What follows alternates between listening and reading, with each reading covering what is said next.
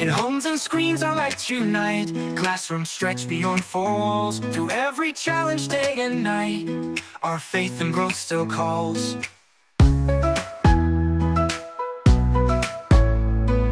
Parents guide with gentle hands, teachers walk each step inside, together building future lands where values never hide.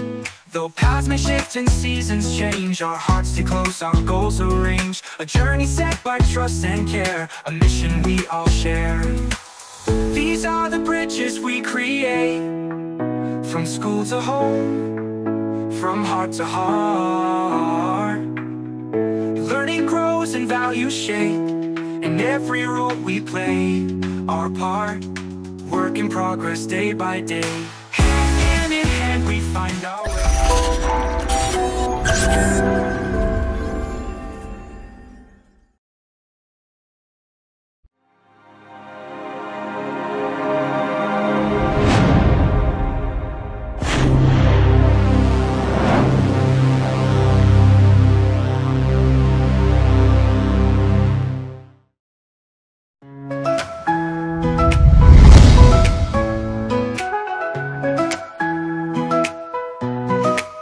Magandang araw po sa inyong lahat. Magandang gabi po sa inyong lahat. Good morning, good afternoon, good evening sa inyong lahat. Magandang hapon po sa ating lahat. Ako nga pala si Jean Kenneth M. Ilagan. Ako si Louis Benedict Ignacio. I am Albert Alvin H. De Jesus. This is Dr. Giselle Barion. This is Telma Maranya. This is Attorney Dwight Ramos. I am Dr. Evelyn Songko and I am happy to be with you. Ikinagagalak ko makasama kayo lahat sa isa na namang makabuluhang kwentuhan dito sa Bridges. Excited naman ako sa introduction mo, Dr. Louis. And I'm really so excited to be here. It's really my pleasure to be invited here because this is a very good platform po. Not to be only bridging faith, hope, and love, but at the same time bridging the bond between the alumni and their alma mater.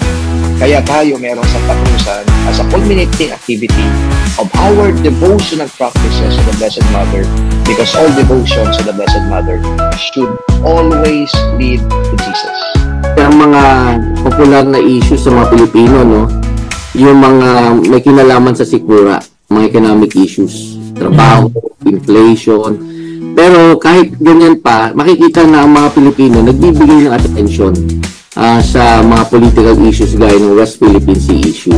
We need our future generations to meet their own needs without sacrificing also yung mga needs natin na nararanasan natin ngayon. So we need this clean air, malinis na hangin, malinis na tubig, yung lupa natin hindi pa poison, then okay pa yung mga karagatan natin, okay pa yung mga kabundukan natin.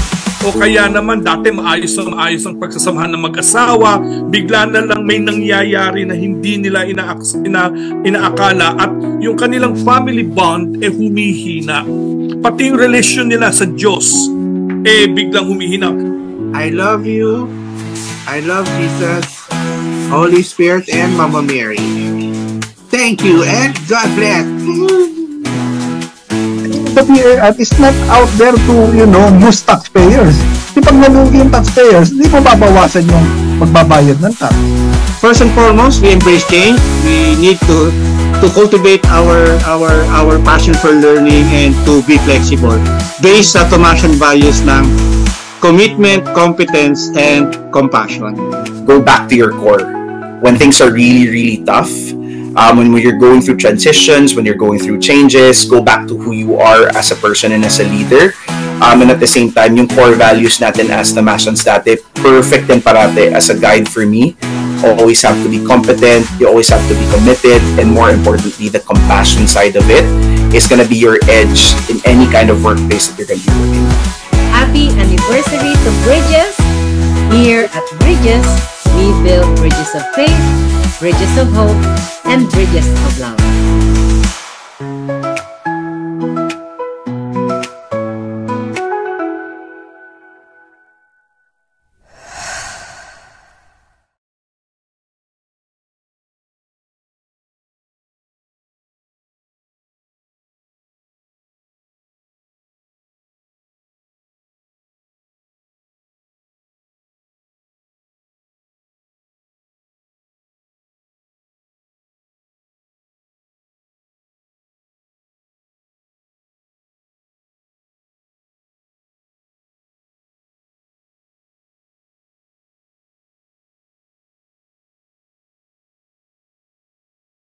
According to the World Health Organization, mental health is a state of well-being in which the individual realizes her own abilities and can cope with the normal stresses of life, and it can work productively and fruitfully and is able to make a contribution to his and or her community.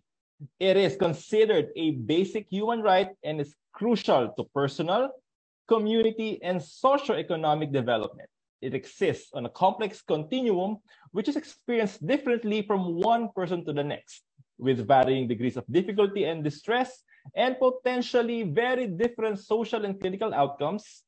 And in this episode, we will be discussing mental health in the education, corporate, family, workplace, and other settings. So stay with us and discover more about mental health and why should we care.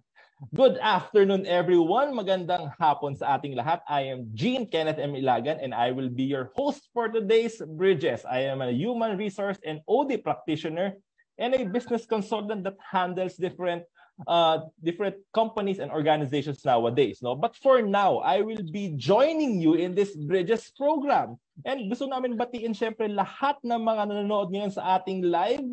Sa mga nasa Philippines, good afternoon sa inyo. Sa mga nasa overseas, pwedeng good evening or good morning. So kaway-kaway naman tayo sa lahat ng mga attendees natin for today's session. For the first time viewers ng Bridges, ito ay isang UST-AAI or the University of Santo Tomas Alumni Association virtual talk that we feature dito notable Tomasian alumni and give an opportunity for them to share yung kanilang knowledge, expertise, talents, and skills to everyone for a lifelong learning. And to note, exciting to kasi ito talaga yung product ng isang Tomasian community. And of course, this is our season number 4. Akalain mo, nakaka 4 seasons na tayo. And syempre, this is our 3rd year as well. So just imagine, 3 years of learning, 3 years of knowledge, 4 seasons of fun. And of course, this is your first episode for our season number 4. Kaya samahan nyo kami this afternoon, morning, or evening session. In today's episode, this is brought to you by the UST Alumni Association and it's sponsored by the College of Science, Galing Science Alumni Association. So before we start, syempre, para naman mas masaya ang ating learning session, don't forget to like, subscribe, and share our Facebook page, YouTube channel, and syempre, share nyo rin sa mga Tomasian friends nyo that we have this kind of program na pwede nyo i-share not just to your friends but for everyone. And sabi nga natin kanina, this is a mental health concern, So ibig sabihin, regardless kung anong work mo, ano yung profession mo, ano man yung pinagdadaanan mo, you are vulnerable to this. At pwedeng mangyari sa'yo, pwedeng mangyari sa kapatid mo, kapamilya mo, ka-work mo, and anyone. So this means more than the pandemic. Akala natin pandemic lang ang source ito, pero hindi. It can happen to anyone at any given time. So better na prepared tayo. So ready na ba? Ready na ba ang lahat? Sana ready na ang lahat because for this afternoon, syempre makakasama natin walang iba ang ating so-called pambansang guidance counselor. Of course, a product of the University of Santo Tomas. Of course, BS Psychology. She is a registered guidance counselor, Kung ngayon sa UST siya nagwo-work, pero sa Bridges program siya ang ating magiging pambansang guidance counselor. Okay, let's welcome Miss Michelle Rose Yabot Cornes or pambansang guidance counselor Mitch. Pambansang guidance counselor Mitch, kamusta? Hello po everyone. Hello Sir Gene. Ayan, so I'm very happy to be here. Oh yes, dapat, di ba? Ayan.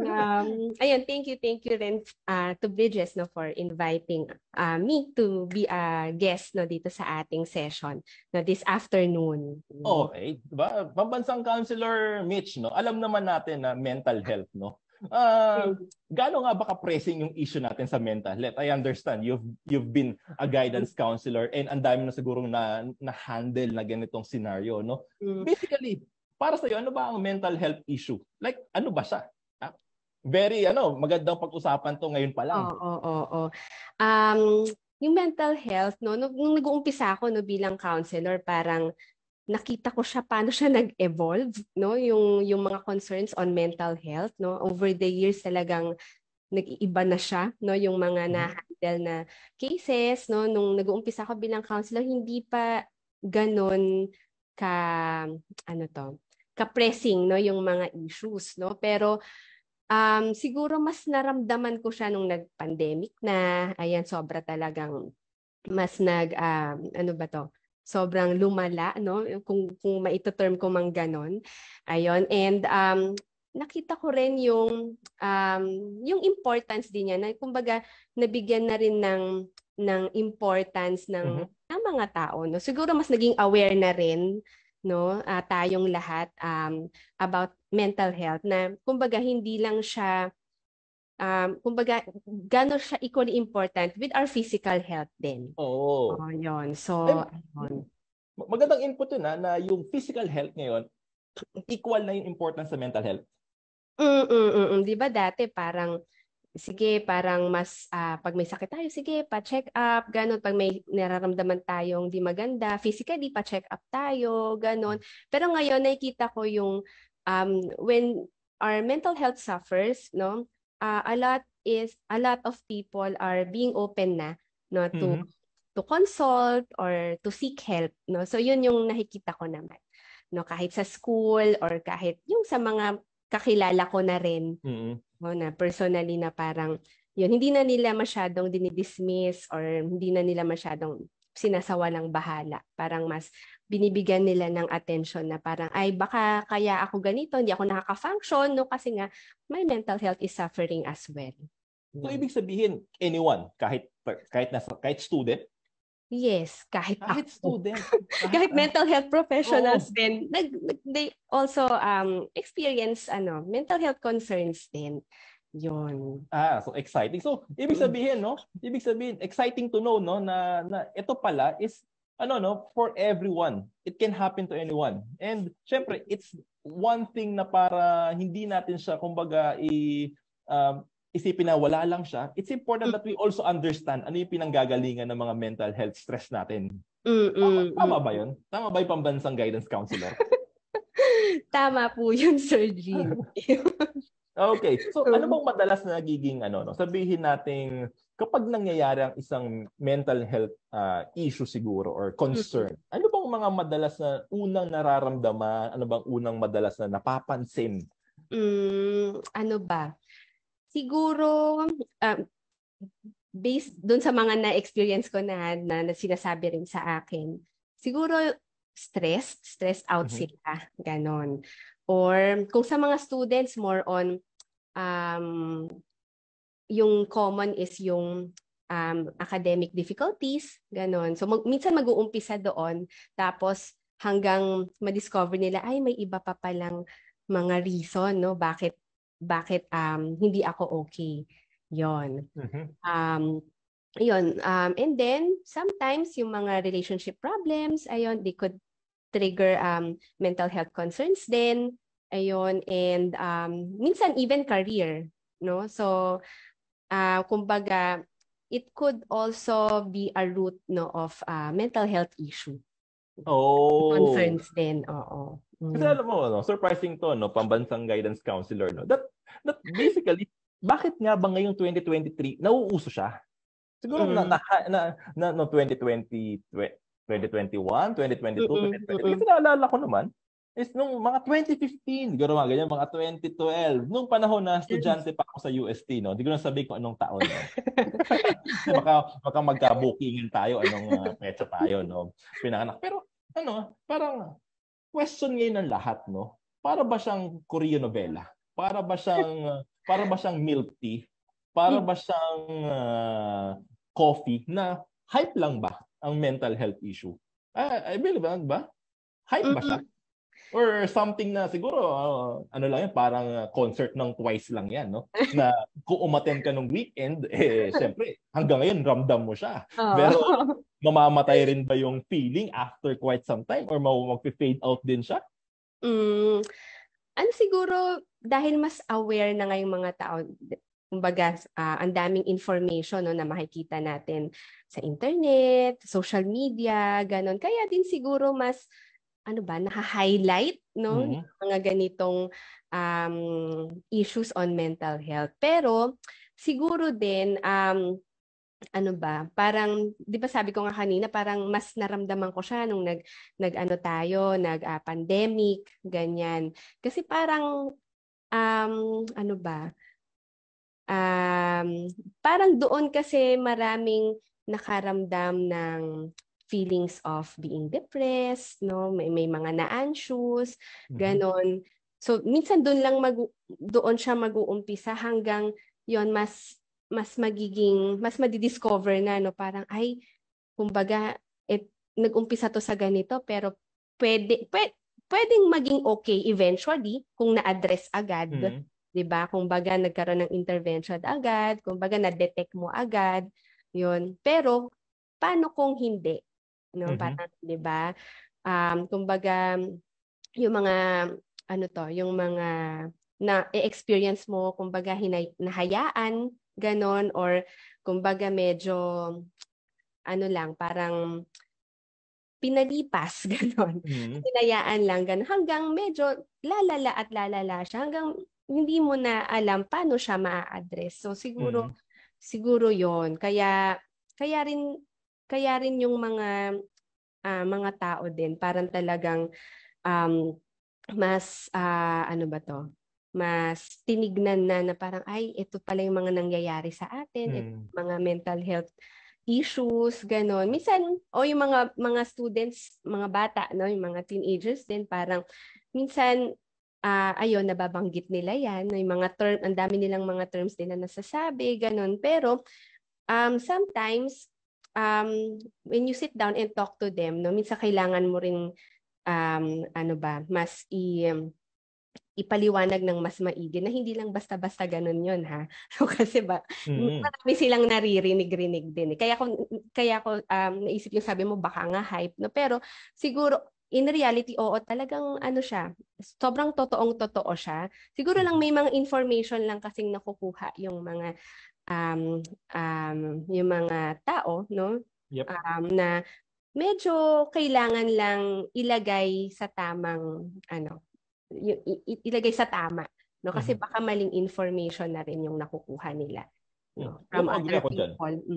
Agree ako kasi alam mo nung pandemic, 'di ba?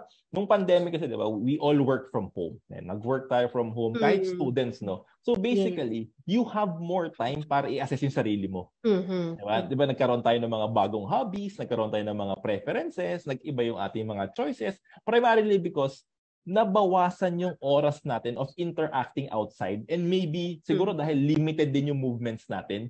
Di ba ang nawala noon sa movements natin, hindi ka pwedeng mag-mall. Hindi ka pwedeng mag out of town. Wala kang out of the country. So, for 2 years. Just imagine, no? So yung focus ng mga tao nag-shift from external, from the way you do things outside, the way you interact with everyone. Now it brings back to you. Bumalik na parang, okay, so anong gagawin ko ngayon considering na, let's say, 2 months akong walang gagawin, and napapaisip ka ngayon, no?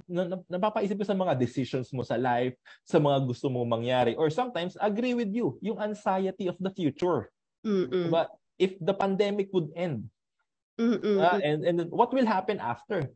Lalo na siguro naramdaman to, no, because yung mga bata noon, di ba? Yung mga bata noon is, just imagine, no, all of a sudden, in a snap of a finger, March 15, 2020, I can still remember the date.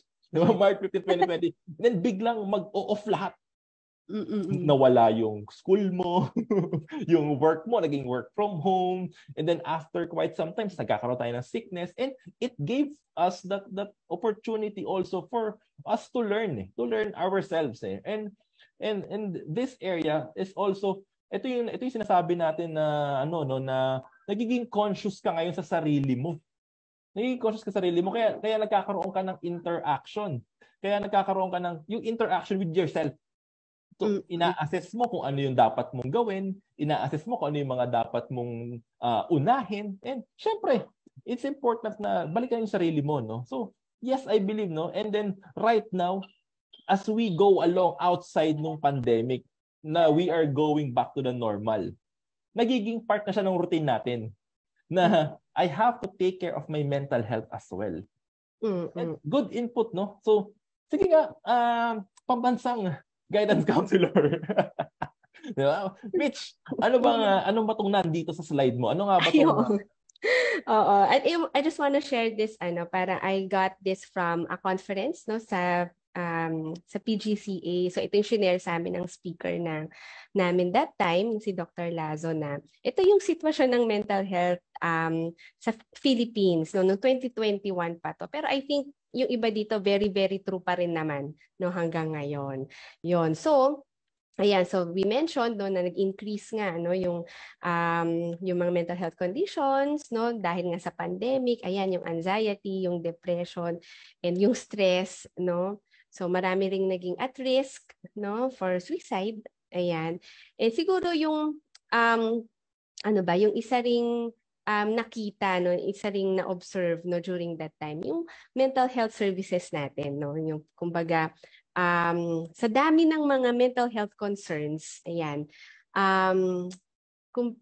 and medyo kulang no, yung mga mental health professionals din na magki-cater no, dun sa ganung mga concerns ng iba't ibang individuals. No? Pero siguro, nag-umpisa siyang ganyan, no? Pero may mga studies akong nakita na parang nung mga sumunod naman ng mga taon na dahil nga may teletherapy na, may teleconsult na, no? So mas naging open din yung individuals to consult. No? So yung stigma, yung access to mental health services, kumbaga mas naging accessible naman siya. Kumbaga nabawasan din yung stigma to consult. So that's good. No? So yun, siguro ayun nga, may rise ng mental health conditions, pero at the same time, yung mga tao din, mas, kumbaga, dahil nga mas nagiging aware sila, mas nagiging concerned sila about their mental health, mas na rin, kumbaga, mas nagiging open sila no, to seek. Which is a good thing. Yes. Which is a very good thing. So, alisin natin yung stigma na pag sinabing may mental health concern ka, it's always negative. Diba? So, mental health concern pala is, it's like any other sickness. It can happen to anyone, but it can also be addressed. Yes. Wow, this fruitful lot. Yun yung okay din, no? Ibig sabihin pala, lumalabas na tayo from our boxes na pag sinabing mental health, it is something na dapat tinatago mo, something na dapat hindi mo sinasabi, but more of, kailangan pala mas lalo siyang nire-reveal. So, kumbaga, it's a self-awareness as well, and also it's a conscious effort ng family members natin and ng mga people around us. Oo. Kumbaga maganda talaga kumbaga ang family din ay aligned din no dun sa ganong intention no to seek help. Kumbaga very open sila na mas maintindihan no yung pagdadaanan ng kapamilya no, na may ganitong mga na-experience, may ganitong mga pinagdadaanan. Kasi syempre hindi rin madali, no? Nakakapagod din siya at times when you have when you handle those concerns, no? And minsan mahirap ding maintindihan bakit kaya ganun, bakit ganyan. Pero kung yung buong family ay rin talaga very supportive, no? And kumbaga very open. Yun, kumbaga malaking protective factor yun, no? Para talagang yun maging okay, no, yung individual. Oh, ayan mga kapamilya natin diyan. So i-check nyo rin po, kamustahin nyo, 'di ba? Ano ba best way dito? Pambansang guidance counselor. Mas maganda ba pag laging kinakamusta yung mga anak? Sakto lang kasi depende sa anak kasi may mga may mga bata na gusto nila lagi silang chine-check ng parents, ganon. May iba naman parang ayaw nila masyado, ganon, parang they need space, no? May mga ganon silang no, yung from time to time observe lang muna, ganon kung may ganong stance yung bata. Yun. Basta they know that you're there and you're checking on them, no. Actually, nakakakabayan. Kasi diba right now, no, yung mga schools nagba-back to on-site classes na. Yes, oo. Diba? On-site classes. And paano ba nila nakikita na siguro how can we help yung mga parents natin na nanonood ngayon, no, sa live natin? Lalo na maybe yung mga anak nila ngayon siguro pauwi pa lang. Ano ba pwede nilang magawin para para at least they can assess if their children, yung kanilang mga anak ngayon, possible that meron na palang mental health concern, no? Kasi tama ka, pwedeng nahihiya, pwedeng space. Oo. What would you recommend? Para kung mamaya ba over dinner, kailangan pwede lang kamustahin lagi or tabihan ba nila matulog tonight? Depende rin kasi sa dynamics ng family, ano. Pero okay 'yon, na kumbaga kahit man lang a few minutes, no, pag-uwi, no, na nakukumusta. No? Pero kung hindi naman sila ganon, no, as a family, parang they have to be very observant, no, yung mga kilos ng mga anak, no. Kumbaga parang kung dati sobrang masayahin pero parang medyo hindi yata siya siya masyadong ganon ngayon or medyo nag-isolate o matamlay, ganon, laging pumupunta sa room, ganon, di nakikipag-usap sa kanila, or kung halimbawang dati naman sobrang sumasama sa friends pero biglang hindi, ganyan, or yun, parang halimbawa kung sa school naman, if they think medyo nagde-deteriorate yung performance sa school, yon, or medyo uma-absent, ganyan. Yon. So, yon, parang indicator yon na there's something wrong. Yon. Hindi naman siguro agad malala, no, pero may pinagdadaanan, no, na kapag hindi na-address, pwedeng mag-escalate to something na something na mas mahirap ng naayusin, no, in the future, kung hindi ma-detect agad. Ay, mas maganda yun, yung nasabi mo may pinagdadaanan, no? Kasi syempre sa bawat students, iba-iba yan, no? Pwedeng academic, pwedeng relationship. Yes. It means, di ba, may nakakaaway sila sa school, or pwedeng may nakasagutan sila, or minsan napagalitan. Di ba? It can trigger, no? So again, we are not saying it's a mental health concern na, but it can be a factor. Yes, oo. Na pwedeng ma-resolve naman, di ba? So pwede naman, oo. Pag hindi nila 'yon ma-address, hindi nila ma-process, hindi nila, kumbaga medyo nahihirapan mag-cope, then it could be escalate to a mental health concern na talaga. Ayan, gandang point niyo, no? So maganda kamustahin nila yung mga anak nila. Tapos kapag card day, no, parents, pag card day, kayo po ang kumuha ng card, parang awa nyo na. Diba? Para nakakamusta nyo naman yung performance ng anak ninyo, no? Para hindi naman puro report card lang yung basis ng performance ng anak ninyo, no? Kaya dapat din bisitahin nila yung mga guidance counselor ng mga schools nila. No, 'di ba? Tama ba 'yun? Tama ba 'yung pambantang guidance counselor? Oh, sir, or they could talk to the teachers kahit hindi naman card day, parang if they think na they just want to check on their children, kumusta kaya, no, pwede sa advisor, no, baka kasi may na-observe, no, may na-observe na parang si ganitong student, medyo may ganito akong na-observe na behavior a few days ago, ganon. Yun. Pero ang maganda nga rin, as ma-experience ko rin dito sa UST, yung ganon, yung parang pag may napapansin na sila na parang something na parang ikaka-at risk ng bata, parang they coordinate agad sa counselor or sa principal or sa dean, or yun, or talk to the parents na din. No? Tagang early intervention is the key. Oo nga. Kaya parents, pag pinatawag po kayo, pupunta po kayo. Kasi mga parents ngayon alam mo kasi Mitch, no, hindi ko naman matisi yung parents. Kasi yung mga parents ngayon, so busy nga naman talaga. Diba? Yung business nila ngayon is siguro dumoble compared nung before. And ang laki kasi ng demand ng work ngayon, no? Kaya siguro it contributes as well doon sa mental health concern din nila. Diba? Just imagine, no, you will go to work. Diba? You will spend an hour and a half papunta. You will spend another an hour and a half pa uwi.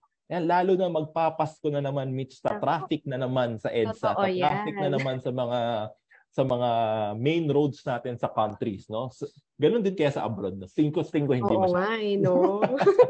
No? So, imagine mo, no? Imagine mo 3 hours to 4 hours sa road. Kung gagawin natin, 'di ba? Ito yung 3 hours tsaka 4 hours. Ito na yung time nila for their kids. Mhm. Diba? Ito na yung time nila for a bonding. Mm. Diba? Ito na yung time nila para gawin. No? So that's why dumadami yung mga iniisip ng mga parents natin as well. Because una, they have to think about work. They have to think about work. They have to think about, tas iisipin pa nila si family. Diba? Sana walang magkasakit, sana maging okay sila, and the demands of work, no, and of course, no, as time goes by, syempre hindi naman tayo bumabata. Ikaw ba agree ka, hindi na tayo bumabata? Ay, true. Very, very true yan. Ay, ako hindi. Bumabata ako. Medyo kailangan isipin lagi bumabata tayo. Ayan. So, alam mo yun, no, yung dynamics ng body natin, no, nahihirapan na rin mag-cope, no? Tapos ang dami pang extra activities na nangyayari sa Philippines, no? Dati ang alam ko lang fog. Tapos may smog. Tapos may vog. Nakakalito na, sir. Nakakalito na. Ano kaya susunod, no? Diba? Hindi ko na alam eh. Tapos tuwan-tuwa tayo sa vog, pero yun pala, volcanic ash. Oo nga, yun na pala yun. Yun na pala yun, no? So, ang daming pwedeng factors that can contribute, no? And ngayon, ubo-sipon. Ay, baka ibang sakit na yan. And then, makakabasa ka ng news na sa India may Nipah virus na raw. Nipah with an H. Yes. Nipah with. So, alam mo, siguro it contributes as well to everyone. That too much information. Di ba? Too much available information can also harm our mental health. Kasi, di ba, ang daming pumapasok na information sa'yo na ang tendency mo, because nabasa mo siya in an open source, ibig sabihin, social media, nakita mo somewhere na shinare ng kapitbahay mo, shinare ng kaibigan mo. So, iisipin mo totoo. Yes. Diba? Tsaka kahit minsan sabihin mo na, ay sige, parang dumaan lang siya. Pero at the back of your mind, parang, yun, nandun lang siya. May retention eh. Oo. May retention eh. Oo. Tapos sa idle moments mo, parang, shucks, ayun na nangyayari sa mundo. So, nakakadagdag siya. No, diba? Pag-overthink at sa mga iisipin mo. Kaya siguro, no, ideal din, no, that for mental health to be successful, no, to be effective para sa atin, dapat may critical thinking. Diba? Alam mo yun, may assessment tayo of the situation, no. Kasi nagpapanik tayo sometimes, no. But we have to be on that conscious part na wherein, wait, I have to press this pause button sa sarili ko. Oh, Jean, Mitch, pause ka muna.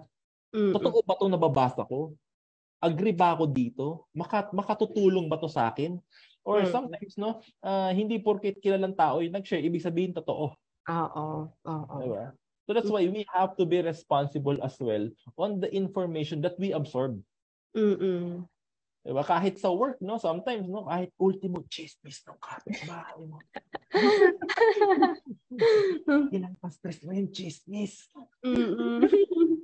Sana hindi, di ba? So, alam mo yun, too much information can harm us, no? But for us to at least to manage those, no, we have to be to think critically so that we can also assess which information are vital, non-vital, or just part of those na chismaks, di ba? Pwede kasing ganun eh. Nangyayari siya, lalo na kapag yung ating, lalo na kapag, kasi they just share it for the sake of attention. So that's why we need to be conscious about that. Ano bang nangyayari madalas Mitch, kapag nakakaroon ka ng mental health concern, no? Like, ano bang dapat kong gawin? Let's say ito na, no, na nakikita ko yung anak ko, yung asawa ko, yung kaopisina ko nagkakaroon ng mga signs na sinabi mo, no, medyo nagulat ka. Monday ang saya-saya niya, pagdating ng Friday, medyo napapansin mo week-long na siyang balisa. Oo. Yan. Siguro yung susundutan ko lang yung sinabi mo about yung the information din.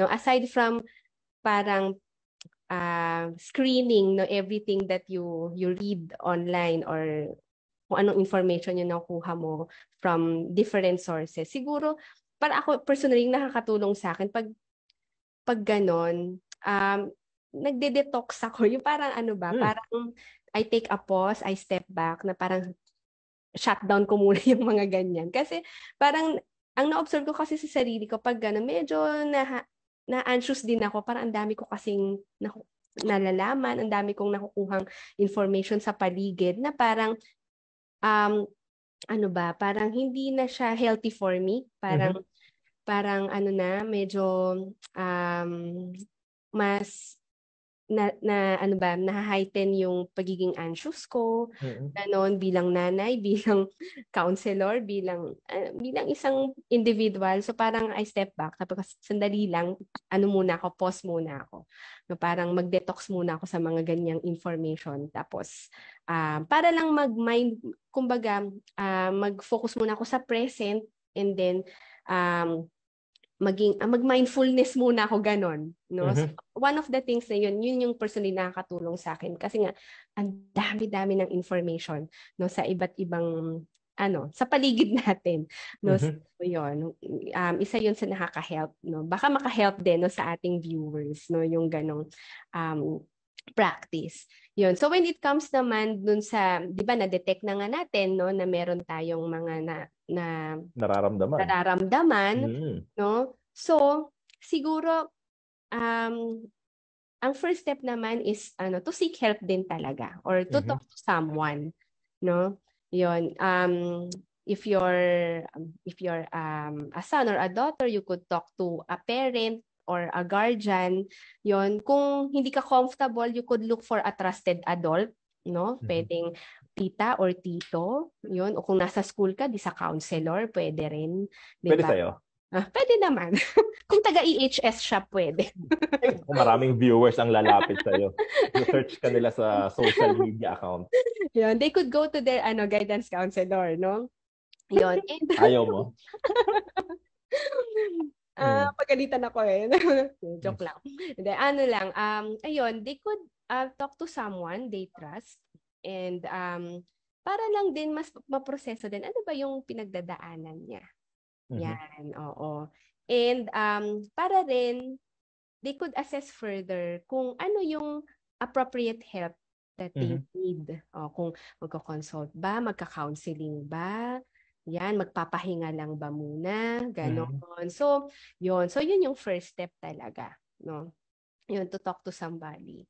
Yun. And then, syempre, kung ang recommendation is to consult, no, a professional, no, either a psychologist or a psychiatrist, then don't hesitate to consult, no? Kasi kumbaga, naman, parang syempre, the psychologist, the psychiatrist, they are bound naman to their oath, diba, of confidentiality, kung yun yung kinaka-worry, diba, yun yung kinaka-worry mo, yun. So, para lang din mas magkaroon ka ng perspective din dun sa pinagdadaanan mo, and mabigay din yung treatment na kailangan mo. Okay. So first step. So therefore, para sa lahat, no, kung naka-save sa mga mobile phones nila yung mga number ng water refilling station, ng mga favorite restaurants nila, ng mga pinupuntahan nila lagi, siguro better din, no, if they have someone to talk to na pwede mong reliable person, no. And also, yung isave na nila yung mga contact details sa mga professional, di ba, na that can address mental health and as well as physical health, no. Kasi tama ka nga, no. Alam mo yun, you need someone to talk to, you need someone to vent it out, no. So, kailangan readily available siya. Okay? Yung water refilling station nga nasa cellphone, nasa phone book mo eh, no? What more dapat, lalo na kapag ang concern mo is mental or physical health. Agree. Pero do you agree that na-mention mo kanina, no, na point out mo na you step back kapag na-overwhelm ka. So is taking a break bad? No, it's not. No, kasi syempre, 'di ba, sabi nga, 'di ba, parang if you are empty, paano ka makaka-give, 'di ba? So parang as a counselor, parang nung novice pa lang ako counselor, parang nagigilty ako pag gano'n. Parang hindi ko natulungan yung student ko kasi pagod ako. Pero syempre, kumbaga unfair naman din dun sa student if I'm not well, pero pinilit ko, no? Pinilit ko siyang kausapin. So, taking care of ourselves is equally important din, no? Kasi bago tayo makatulong sa iba, we have to take care of ourselves too. So, taking a break is important. Yes. Ayan. So sa mga nanonood, no, so magpahinga-hinga din po kayo, no. And what the best way to rest is manood kayo ng Bridges, di ba? So that you have different perspectives as well. Alam mo yun, inaaliw ka lang namin pero you learn as well, di ba? So there are ways to have a break, no. So sometimes people just have their favorite food or favorite drinks beside them, or sometimes they sleep, or as long as you satisfy yung pahinga na kailangan ng body mo, that would help. If you want to eat alone para lang makapag-relax, sure, walang problem doon, no. There are a lot of ways, no. And kung ano man yung pinaka-comfortable ka gawin, yun yung gawin mo. Kasi that's the best for you. Parang clothes lang yan, di ba? Yung kung sa ka pinaka-comfortable, di ba yun ang pinaka-masarap suotin? Kahit sabihin mong sobrang luma na ng suot mo or sobrang butas-butas na yan, that's fine as long as you are happy wearing it. And at the end of the day, babalik ka doon sa mga suot mo, no? So kita mo, ang gaganda na suot natin ngayon, Mitch, no? Pero mamaya, for sure, pag uwi natin ito, ay, naku, pambahay na po yung dalawang yan. And same goes with everyone. Ayan. So, saan ba meron, no? So, maybe, nagtatanong iba, no? Like, lalo walang access sa mga psychometricians, psychologists, psychiatrists, where they can find this help. Like, ano ba yung common area wherein, siguro, is there an app? Meron bang pwedeng tawagan? Or bilang ikaw ay isang registered guidance counselor, ayan, saan ba kayo makikitang planeta? Pinapasya sa planeta. Saan ba kayo makikitang lugar? Para at least, alam mo yun, nalala ko na mention nung sa Bridges na may ganito palang organization. Ayun, sa schools, no, kumbaga, yung mga counseling and career center, yung mga counseling centers, no, sa school, no. So actually the students are oriented naman, no, where they can find their counselors, ganon. Dito sa atin, sa health service, meron na tayong clinical psychologist, ganyan, and in-house na psychiatrist din. Yun.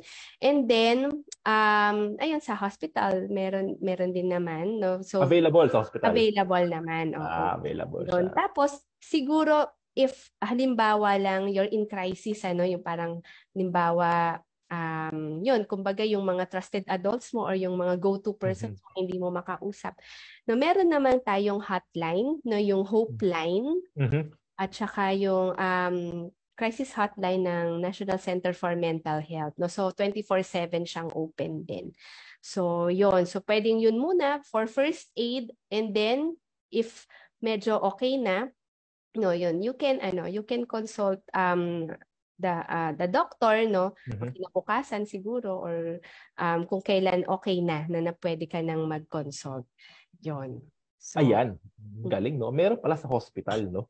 So dahil meron sa hospital, sa mga may HMO dyan, sa may mga HMO card po ng mga corporate professionals, you can therefore access your psychometricians, psychologists, psychiatrists, or any mental health professional via your health cards. Ayan, pwede po kayo magpa-consult dyan. So gamitin niyo po yan, yung mga HMO cards ninyo, no. Lalo na, no, kapag sa professional naman, no, pwede lang lapitan yung kanilang human resource officer or human resource practitioners. Yan. Sila po yung immediate help na makakatulong sa inyo, no? Kung taba ka nga, no? Kung hindi available yung favorite mong office mate or hindi available yung superior mo, you can always reach out to your HR practitioners, no? They are knowledgeable naman about mental health issues, and they can immediately refer you as well doon sa mga facilities that can cater to mental health issues, no. Again, no, of course, no, these issues should be addressed carefully, no. And these issues should be also addressed with confidentiality. So don't worry, no, your HR practitioners, your guidance counselors, your psychiatrists, your psychologists, they know what they're doing, and they are very well aware of how they can handle your issue. Diba? Tama ba yun, Mitch? Diba? Agree? Do you agree? Agree. Ayan. So, what if ikaw naman yung nilapitan? Halimbawa, Mitch, medyo namomroblema ako, ganito, ganyan. Siyempre, kung ikaw lalapit, pwede ka mag-express eh. Pero what if ikaw na yung lalapitan? Ano yung pwede mong gawin? Ano yung mga dapat mong unang steps for that person na humihingi ng tulong sa iyo, or naglalabas ng kumbaga sentimiento nila, di ba? Or naglabas ng hinanaing, yeah, which can be sabi mo nga, you have to release it, you have to go to have a someone person na go-to person. What if ikaw yung go-to person? Ano naman pwede natin gawin, no? Na ako na yung kinausap eh. Siguro yun, you could just listen muna. No, kasi talagang kahit wala ka namang sabihin the fact that you're just there and you listen to this person, malaking bagay na yun sa kanila. No, kasi tingin ko may iba nga yung paglapit pa lang, no, talagang it takes a lot of courage, no, for them to approach someone, no, just to tell you what they are going through, no. So, yun lang, makinig ka lang muna, ganyan, no. Kasi minsan pag nailabas na nila yon, okay na sila at mas makakapag-isip sila clearly, no, what they will do as well. No, pero kung hindi pa rin, no, kumbaga nailabas na nila pero hindi pa rin sila okay. No, you as the go-to person, no, if you think hindi ka ganun, kumbaga if you think na mas may makakatulong ding iba, 'di ba? Yun, pwede mo namang i-refer, no, pwede mong i-suggest na parang na lumapit sa family, ganon, or kung halimbawa kung professional na siya, no, pwede kang mag-suggest na pwede tayong lumapit sa office, no, dun sa HR, or kung ano man yung need niya, no, kung ano yung support na kailangan niya, no. So ikaw kasi yung mas kumbaga dahil ikaw yung mas narinig mo lahat ng sinabi niya, parang mas ma-identify mo ano ba yung need niya talaga. Pwede mo mag-know? Pwede mo mag-know? Bawal, palapit pa lang, wag mo lapit. Pwede ba yun? Hindi. Or ano mararamdaman siguro nung person na gustong maglabas ng hinanaing niya? Syempre, they will feel rejected siguro. Siguro kung if you feel na you're not hindi ka ganun din ka okay to listen. 'Di ba? Siguro sa umpisa medyo sige pakinggan mo muna, then you could tell the person na parang you appreciate na lumapit siya sa iyo, pero I think merong best person na mas makakatulong sa kanya. Tapos pwede mo siyang i-direct doon. Sa mga makaka-receive ng hinanaing ng mga tao, no, don't forget to say thank you. Diba? Thank you for sharing. Thank you for trusting me.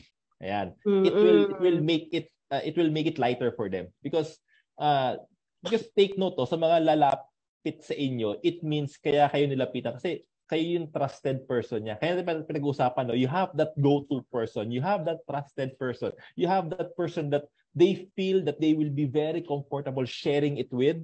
So kung kayo yon, be thankful. Diba? You may not be the best, but they are but kayo po yung top of mind answer nila. Diba? Imagine mo, no, of all the people sa office mo, sa school mo, or sa organization mo, ikaw yung nilapitan. So kapag may lumapit sa'yo na gano'n, no, just say thank you. Thank you for trusting me with this information. Thank you for trusting me with the information that you have shared, no. And then tsaka mo i-process, no, that for us to move on to this, no, have you talked to your mother, no? Why have you shared this to your mom, to your dad, to your siblings, to your girlfriend, significant other, sa partner mo as well, no? So that the person also would have guro aside from venting it out, they have someone that can provide them options. That can provide them ways. Kasi syempre, no, one mind lang tayo, no. Isa lang naiisip natin, therefore baka isang direction lang 'yan. Pero if people would give inputs to that, it can also lead them left and right, back and forth, up and down. Dumadami ngayon yung options nila. Ayan. So sige, no. May question tayo. Ay, akalain mo may question, no? Oo.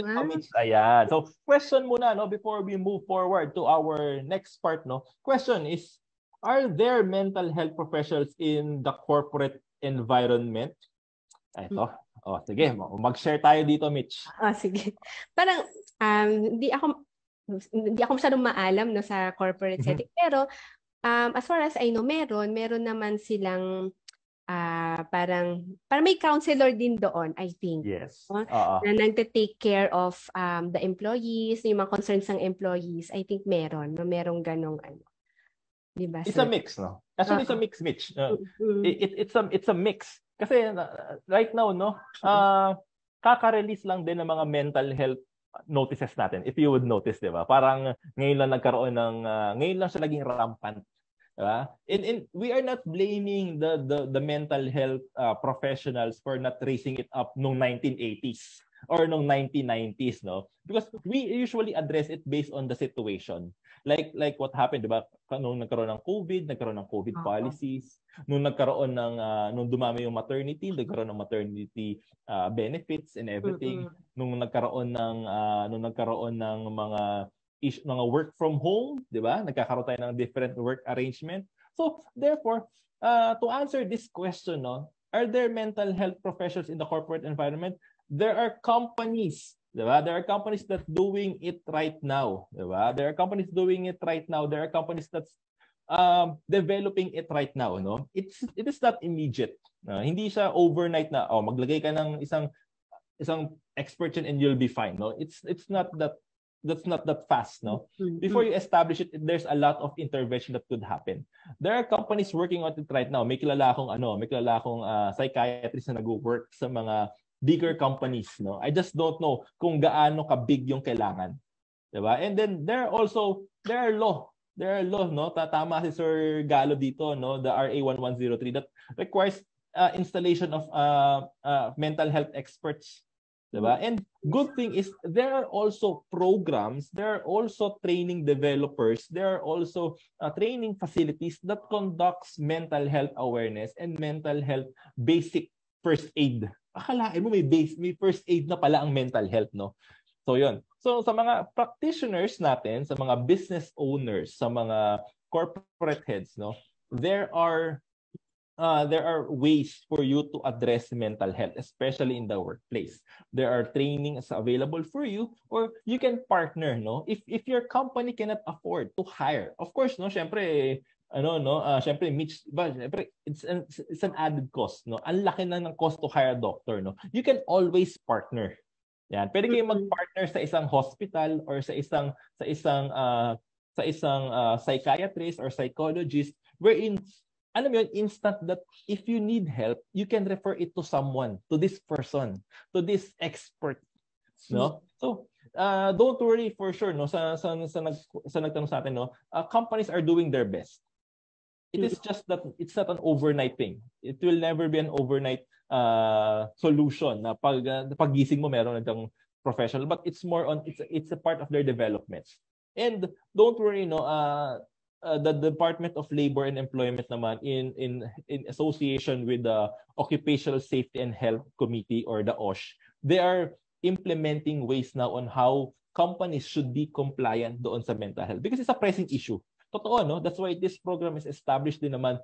There are pressing issues as well that caters doon sa mental health kasi it affects yung operations din ng mga companies, no? So ang daming nangyayari na ngayon, no? Kaya nga we appreciate, 'di ba, such programs as Bridges, such programs as yung mga mental health facilities to conduct programs para doon sa mga sa mga employees natin that would help, no? Ayan. Tsaka companies could also partner with yung mga organizations din, no, na pwedeng magbigay ng mga mga wellness programs, kasi parang 'di ba, or baka may iba nga na talagang in place na yun no, kasi part of mental health din yun, yung mga wellness programs din. Yes, agree 'di ba? No? Very fruitful, no? Dami natin natutunan ngayong araw, no? It's very exciting na syempre we also learn from everyone, no? And it creates awareness, no? Actually, the first step naman ng change is always awareness. Diba? Once you become aware of what's happening around you or kahit sa sarili mo, no? It's the start, no? It's the start of the change, no? Diba? So maraming pwedeng magbago, no? So that's why we need to be conscious. Diba? We need to be conscious about what we are doing sa school. We need to be conscious about our children. Ano bang ginagawa nila? What causes their stress?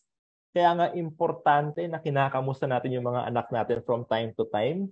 Kaya po, no, sa mga parents, no, wag niyo lang po sana iiwan kumakain mag-isa yung anak niyo. So alam niyo, ito yung perfect opportunity for you. Ang mga musta, correct, di ba? Kasi no, sige, kinakain ng social media lahat di ba? Kinakain ng too much information. So find time pa rin, no.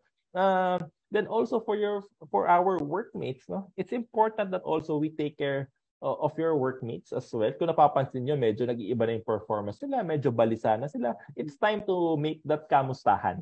Diba? And then also, wag niyo pong kalimutan yung sarili niyo, di ba? So, ang daming tips na binigay ni pambansang guidance counselor today, di ba? Una, pag napapansin mong balisa ka, ayan. Pangalawa, you need to have that trusted person beside you. Di ba? It can be your parents, significant other, it can be your HR professional, it can be someone from the corporate setting na kilala ninyo, or pwedeng yung mga guidance counselor ng anak ninyo. And to note, no, hindi naman siya something na biglang susulpot. It can always be prevented. It can always be addressed. So that's why it is a conscious effort, no? Kung tayo nga, Mitch, nagda-diet ka ba? Ako hindi eh. Hindi na? Di ba kung nagda-diet ka, nako-conscious ka sa kinakain mo. Nako-conscious ka sa exercise mo. Nako-conscious ka sa mga bagay-bagay na ina-absorb ng katawan mo. Same with our mental health. That's true. We need to be conscious, no? We need to be conscious on our environment. And sometimes if magpapa-affect tayo sa situations around us, it can cause a lot of stress.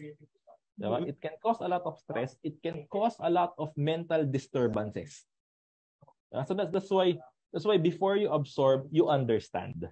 Diba? Understand before you absorb. No? Kasi mahirap naman na ina-absorb mo lahat and then your mind is obliged to process everything. But in reality, we need to understand first what are the situations, how it affects me, and what's its impact. Diba? Kaya nga masaya itong usapan natin ngayong hapon. Kasi alam mo yun, it doesn't have to be something big, but at least it can be done in a small ways. Imagine mo, pinag-usapan natin, wala naman tayong pinag-usapang gamot. Wala naman tayong pinag-usapang admission sa hospital, no? But there are ways for us to understand people with those needs, no? And true enough, no, it's the reality now, no? But that reality will only challenge us. Diba? And that reality will only add to our skills and experience, and that reality would bring us further. Kaya importante na tayo din mismo, no, we need to be conscious enough, no, so that we can also address, no. Again, we are not aiming to remove mental health concern, no, but at least we address it, we acknowledge it, and we understand that it's part of our routine. It's part of what we see, what we observe, and what we feel, and it's normal. Diba? It's normal, no? Grabe, dami nating napag-usapan ngayong hapon, no? Kaso, meron tayong time limit eh. Ano man time limit? 4 hours ata yung time limit. Diba? Any final message? Pambansang guidance counselor. Ayun. So, ang dami nga, no? Ang dami na nating body taktakan. Pero, ayun, parang start, ang lawak-lawak kasi talaga ng mental health na topic, ano. And I hope na, kumbaga, kahit sa isang oras na ito ay may na-impart din kaming learnings, no, sa inyo. Siguro, ang gusto ko lang iwan is, ayun, there is no health, no, without mental health, no. Kailangan nasa, kumbaga balanse yung physical health natin, mental health natin, yun. Para masabing healthy tayo, no, dapat kumbaga okay pareho yung dalawang aspeto na yon. Okay? So with that, no, kailangan yun nga, like I mentioned earlier, we have to take care of ourselves too. No, kasi parang yan mental health support mo siya eh. 'Di ba? Na parang if you have to take a break, take a break. If you have to step back, sige, step back ka. No, kasi nga sa dami nang nangyayari sa paligid mo, no, kailangan maging observant ka enough, no, kung kailan ka hindi okay, no? Para rin mapangalagaan mo yung health mo. You must learn how to stop din, 'di ba? Na parang pause muna ako, hindi ko na kakayanin, no? Kasi pag tinuloy ko to, magsasuffer talaga ako. Yun, so ganun siya. And if you know someone who is experiencing mental health concern, no, marami naman tayong pwedeng gawin. Siyempre, una, encourage that person to seek help, yun, to talk to that person. And pangalawa, na be patient but persistent din, no? Kasi hindi lahat ng ma-encounter mo ay very open, no, to seek help. Merong ding mga individuals na hindi sila ganun ka-open pa to accept your help. No, so, yun lang, be very patient with these people na may encounter mo. Yun, basta alam lang nila na you are there, and if ever ready na sila na i-accept yung help mo, andun ka, no? So, ayun. Or kung medyo hindi mo kung kumbaga if you cannot do it alone, no, you can ask that person if meron pa siyang ibang trusted adult. So para kumbaga tulungan, no, na kumbaga na matulungan yung person na yon na ma-overcome niya na yung mga issues na pinagdadaanan din niya. So, okay, ayan. Maraming salamat, Miss Michelle Rose Yabut Cornes, ang ating pambansang guidance counselor ngayong hapon. Ayan, di ba? And I hope natulungan natin ang ating mga viewers. It's very fruitful that we always, alam mo yun, despite na 1 hour lang yung schedule natin, no, at least we provided, no, that extra help, that extra push, no, especially that it can be encountered anytime from now on, di ba? Pwedeng mamaya, pwedeng bukas, and it's important that we are always ready. And yun naman ang gusto natin, no? Sabi nga sa Bridges, diba, it's a lifelong learning. So therefore, hindi mo pwedeng matakasan yan. Somehow, somewhere, at some point, it will happen. It could happen to you, to your family members, and to anyone in your environment. So that's why it's important that you are ready. Tama ba yun, Mitch? Yes. Ayan. Maraming salamat, pambansang guidance counselor, Mitch. Ayan. I hope nag-enjoy ka ngayong hapon.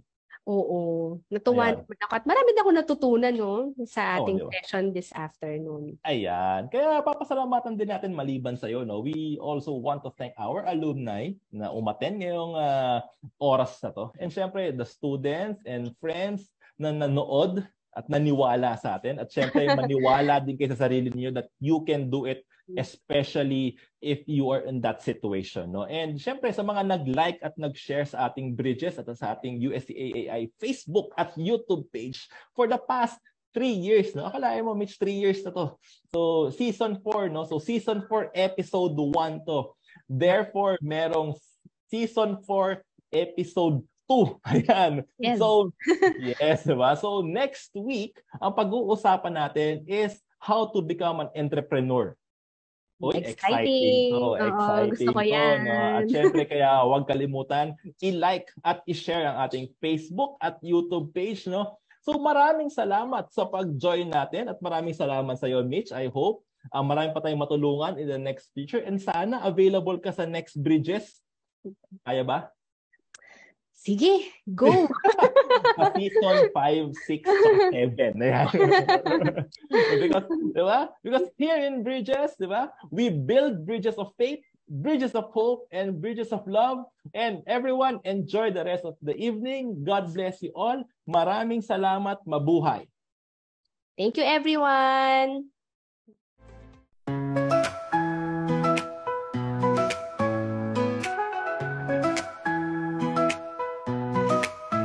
In homes and screens our lights unite, classrooms stretch beyond 4 walls. Through every challenge day and night, our faith and growth still calls.